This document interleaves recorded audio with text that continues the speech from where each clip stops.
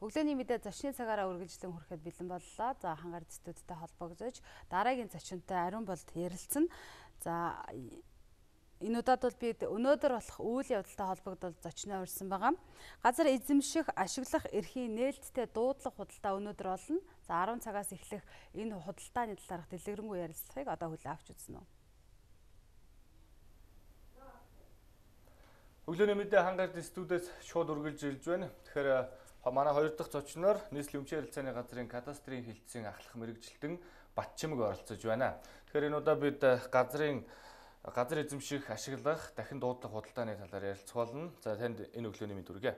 За бүзэгчтэй гэсэн энэ өглөөний мэндийг хүргэе. Тэгэхээр одоо хангард ордны 14 давхурт 10 цагаас бас нээлттэй дуудлага худалдаа, дахин дуудлага худалдаа явах гэж байна. За энэ удаа бас хичнээн байршилд одоо хичнээн ямар хэмжээтэй газрыг дуудлага худалдаанд оруулахар төлөвлөж байна. За тэгэхээр 2016 онд одоо нийслэлийн өмчийн харилцааны газраас нэлээд хэдэн газрыг дуудлага худалдаагаар эзэмшүүлж ашиглуулахаар газар зохион байгуулалтын төлөвлөгөөнд тусгагдсан байгаа.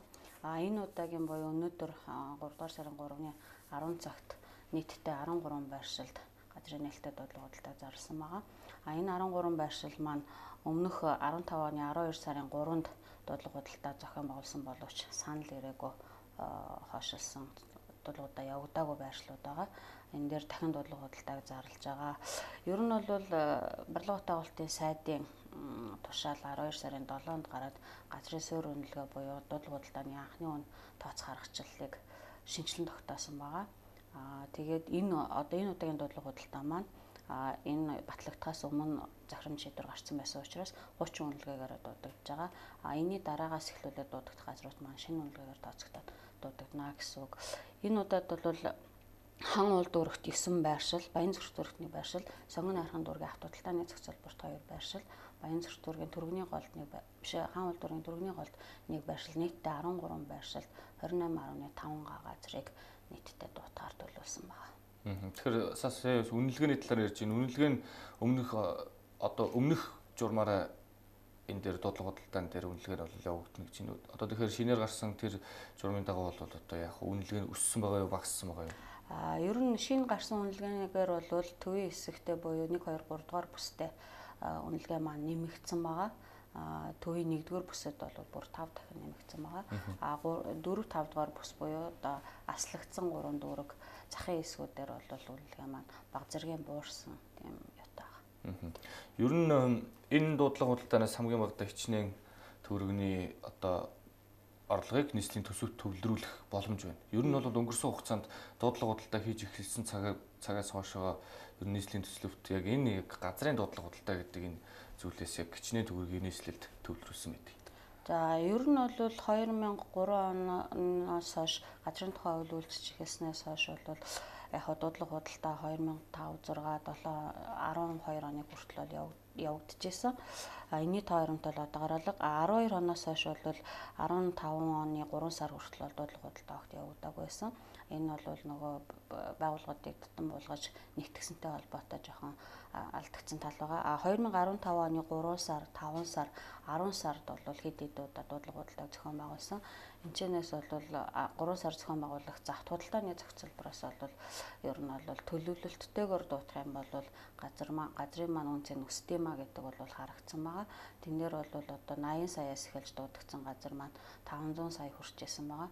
15 онд бол дуудлага худалдаанаас нийслэлийн төсөвт бол 3.8 тэрбум төгрөгийг төлөвлөрүүлсэн байдгийг. Энэ 13 байршлаас энэ удаагийн дуудлага худалдаа хэрвээ зохион байгуулагдаад амжилттай явагдах юм бол ер нь бол анхныхаа үнээр тооцож үзэхэд л 3.1 тэрбум төгрөг нийслэлийн төсөвт орно гэсэн төлөвлөгөөтэй байгаа. За газрын байршлын хувьд ер нь давуу талтай юу? За хан уул дүүрэгт бол нисхийн орчимд гэж сонссон. Тэгэхээр иргэд одоо дуудлага худалдаанд ороод газар ашиглах, эзэмших эрхээ авсан иргэд алдагдал хүлээхгүй байх гэсэн тийм баталгаа байгаа юу? Нийслэлээс дэмжлэг байгаа юу? За хан уул дүүрэг дээр дуудагдж байгаа 9 байршил маань ерөнхийдөө бараг нэг доор төлөвлөрсөн байршлууд байгаа. Энэ нь бол буян тухай хэсэгчилсэн ерөнхий төлөвлөгөөний дагуу хэсэгчилсэн ерөнхий төлөвлөгөөнд батлагдчихсан. Шугам шүлжээнийхэн ажил бол барилга утаагуулалтын яамнаас одоо улсын төсвийн хөрөнгөөр шугам шүлжээ нэгдсэн байдлаар хийгдэхээр тусгагдсан ийм төлөвлөлттэй газар байгаа. Энэчнээс бол нийтдээ нэг 10-аад 20-аад га газар нь дуудагдах юм байгаа. Энэ нь бол голцоо том гаагаараа хотхон хэлбэрээр төлөвлөгдсөн ийм байршлууд байгаа. 5 га, 4 га гэх байдлаар үйлчлэгээтэй орон сууц, амны орон сууцны хотхон байдлаар төлөвлөгдсөн ийм газрууд байгаа. Энэ удаагийн дуудлага худалдаанаас одоо эргэн аж ахуйн нэгж хэрвээ дуудлага худалдаанд оролцоод газар авлаа гэж бодоход давуу тал нь гэхлээр зураг төсөл нь батлагдчихсан хэсэгчлсэн эрхлэлгөөнийхөө батлагдсан төлөвлөгөөнийхөө дагуу одоо барих барилгын эскиз зураг нь батлагдчихсан хамт зарагдж байгаа гэсэн үг. Ер нь бол тэгээд авсан хүн маань барилгынхаа ажлын зурагт ороод шууд одоо барилгынхаа ажил руу ороод явах юм болцоо нэгдэж байгаа гэсэн үг. Ер нь бол. Одоо имэйлт налайхад бас шинэ паркууд нэгдэн хөнгө үйлдвэр технологийн паркууд нэгтгэж байгаа шүү дээ. Энэ газруудад бас цаашдаа ус газрын дуудлага худалдаа явагдах уу? Ер нь энэ онд бас дахиад энэс өөр газрын дуудлага худалдаа байгаа юу? Ер нь бол хэд хэдэн газруудад 16 онд дуудлага худалдаа зохион байгуулагдахаар батлагдсан байгаа.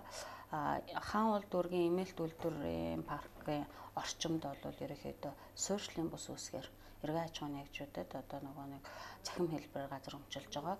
Тийм суурьшил үүсгэсэн хэсэгтээ ойрхон төлөвлөгдсөн байгаа. Тэгэхээр яг ойр орчимд нь бол төлөвлөлтөөр газрын нөөц байхгүй байгаа. Дандаа суурьшил үүсгэсэн байгаа. Налайх дүүргийн хувьд бол налайхын барилгын материалын үйлдвэр технологийн парк бол ерөнхийдөө 120 га төлөвлөгдсөн хэдий боловч хэрвээ өргөчих юм бол түүнээс цааш газрын нөөц байгаа учраас дуудлага худалдаанд оруулах бололцоотой байгаа. Гэхдээ 16 онд бол төлөвлөгөөнд байхгүй байгаа. За одоо 10 цагаас дуудлага худалдаа эхэлнэ. Тэгэхээр яг ер нь одоогоор ер нь санал хэр ирсэн байна? За ер нь бол саналын хайрцгийг бол 2 сарын 29 буюу энэ нэгд өдөр байршуулсан байсан. Саналын хайрцгийг бол одоо 9 цаг 30 минутанд хаагаад нээдэг учраас одоо яг тодорхой хэлэх боломж байхгүй. Нөгөө жижигрэн хажууд тавьсан байгаа учраас сонирхсан хүмүүс өөрсдөө шууд очиж хийчихэж байгаа учраас бид нар яг онгойлгож үзээд яах боломж байхгүй байгаа. Ямар ч байсан өмнөх удаа дуудагдаагүй учраас энэ удаа дуудагдах байхаа л гэж найдаж байгаа. Одоо энэ удаа бас ингээд үлдсэн газруудаас дараагийн дуудлага худалдаар шилжүүлэх үү те? Ер нь хэрвээ энэ удаа дуудлага худалдаанд ороод зарагдаагүй үлдэх юм бол дараа нь дахиад дуудагдана л гэсэн үг. Гэхдээ дараа дахиад дуудагдахдаа шинэ үнэлгээгээр дуудагдах байхаа л гэж бодож байна. Нэгэнт одоо нийслэлийн өмчийн харилцааны газраас мэрэгчлэлтөө өрс учраас бас иргэдийн бас зарим сонирхоод байгаа асуултуудыг бас асууя гэж бодлоо л да.